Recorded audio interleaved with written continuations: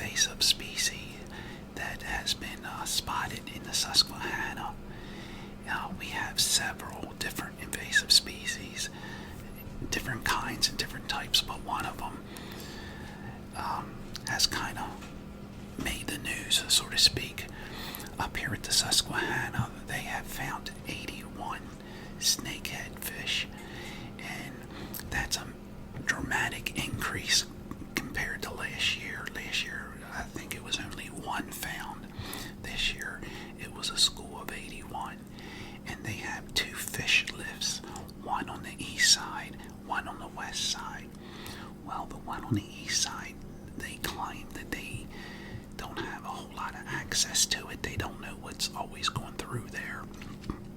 But the one on the west side actually caught a whole school of them. Like I said, it was 81, which they said they removed them and euthanized them.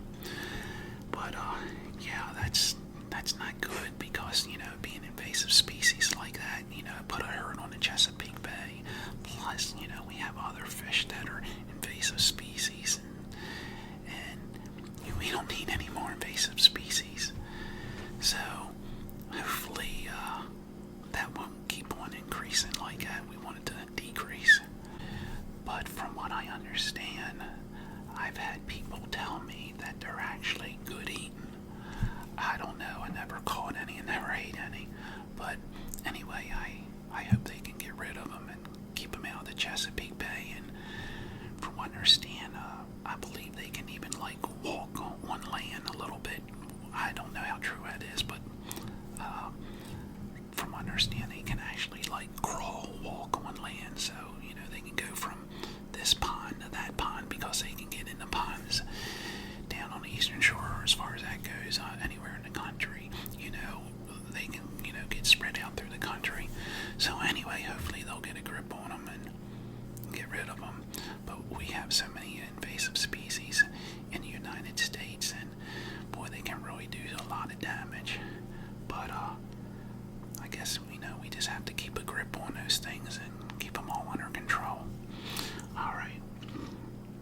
I have several tackle boxes, and I was going through looking for some of my flies, because I used to do just very little bit of fly fishing, not much, just a little bit.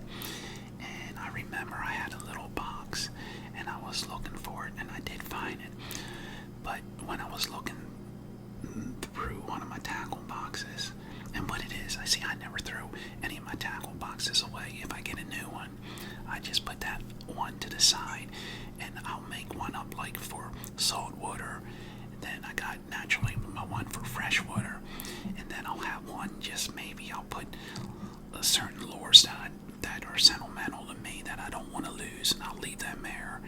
And other ones with different pound test string, and so on and so on. But anyway, when I was trying to root through my tackle box and find my little box of fly fishing lures, I come across this, and I know it's just a cheap old little fish scour, but when I seen that, it reminded me I had this, God, ever since I started fishing. And I don't know if it came with my first fishing box my father bought me or what, but I know I had it since I was a little boy, and it might have been with a little kit with my first tackle box, or a little fishing rod with a couple little lures in this or something. But anyway, I had it ever since I've been a kid, and that's sentimental. I'll never throw it away. Just a little cheap old fish scour, but I just had to show you all that. But anyway, this is a little fly fishing box that you put your flies in, and then naturally you would have a fly fishing vest with your pockets, and you would just stick it in there and take it with you. But every fly in here, it ain't a whole lot, but every fly in here, my brother tied.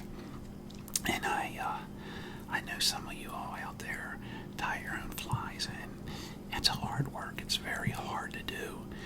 And nice when you're done and look at it and say, man, did I do that? That's really neat. And then when you go fishing and you catch a fish on it, wow, it's really satisfying and really a good feeling. But my brother has really came a long ways since he had tied flies. This is some of the very first flies he's ever tied, and I bet you these go back, I bet you over 30 years ago. But I'm going to pull a couple out and hopefully I won't hook my finger. And I know each fly has certain names, but I don't know their names. And then some of these he might have just made up little things on his own. But let me see if I can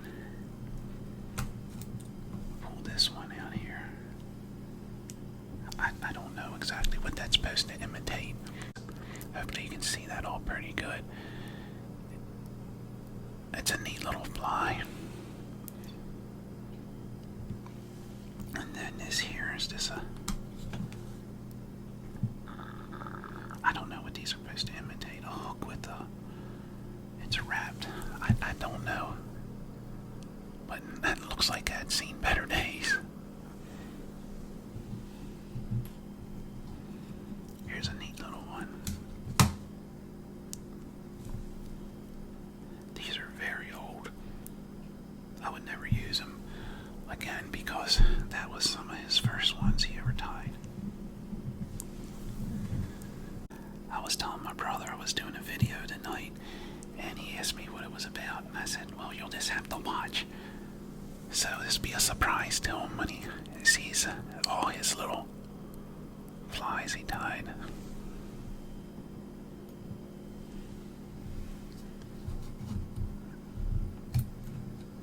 Alright. That's actually got a little bit of dirt on it, a little bit of dust. Now, I don't know if some of these he might have just made up on his own. They might not be a certain kind of bug or not. Here's a neat one. Well, you can tell these are old.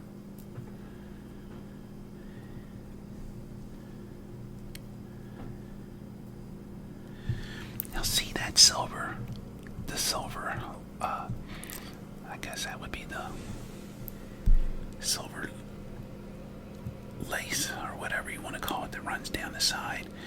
You know what that is? That's actually tinsel that you would put on a Christmas tree. Okay, see that's kind of neat little eye that he's got on there. God, here's a real little one. Let me see if I can get this one out. I'm gonna have fun putting them back in. Oh, this one's in there good. There we go. Look at that. That's neat. It's kind of like the other one, but a little bit smaller. Let me see what this is. This just looks like a hook with a... I don't know what that is. I can't make it out. That just looks like a... I don't know. Oh yeah, there it is. Okay, it's got a little head with two eyes on it.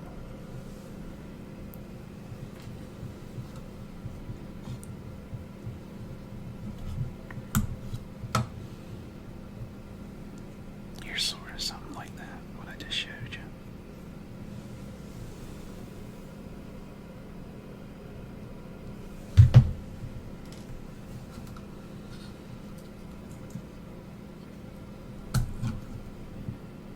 He's came a long ways.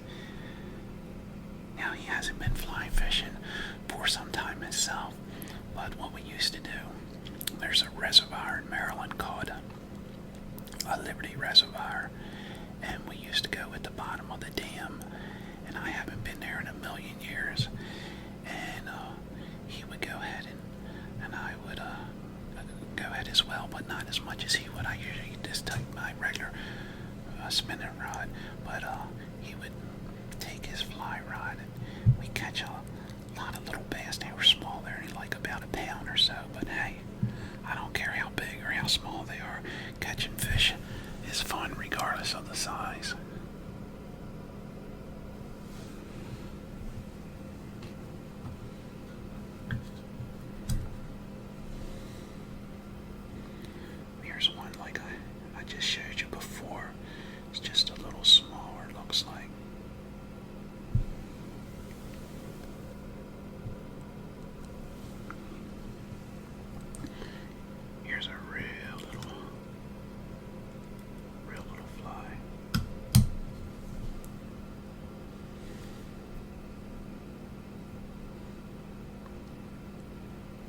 This is supposed to imitate a little, it almost looks like a little honeybee or something.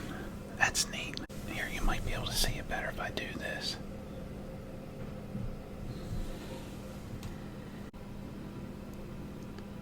Here's another one like I've been showing you with a little red tail. But I don't know. Here, see, go ahead and put that there like that. Up here where my finger is, right here. It's got an eye on each side. It takes a lot of patience and a lot of time to tire your own flies. But he loves making things, and one of the things he loves to do is make lures, tie flies, or whatever. He loves doing that. I don't think he's tied flies here for quite some time, but he's always making lures from time to time. Here's another little fly. Now I don't know what this is. Good lordy. This is just a hook with something wrapped around it. I don't know.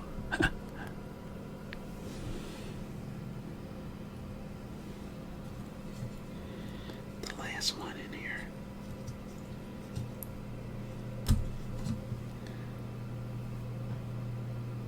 This looks like the first one he ever tied. Little fly there. It looks like maybe a little fly or something. But this is a really nice little stainless steel box. It needs cleaning out. It looks like it's dirty and dusty inside, but that's pretty nice how you can put all your hooks in there, organize it real nice and neat. And it's all stainless steel. It's nice. A real nice box. I like that box. Had that for God only knows how long. Like I said, this probably goes back about 30 some years. Alrighty, I guess that wraps it up for today. I just want to thank everybody for watching. I want to thank everybody for subscribing. I hope you enjoyed this little video as much as I enjoyed showing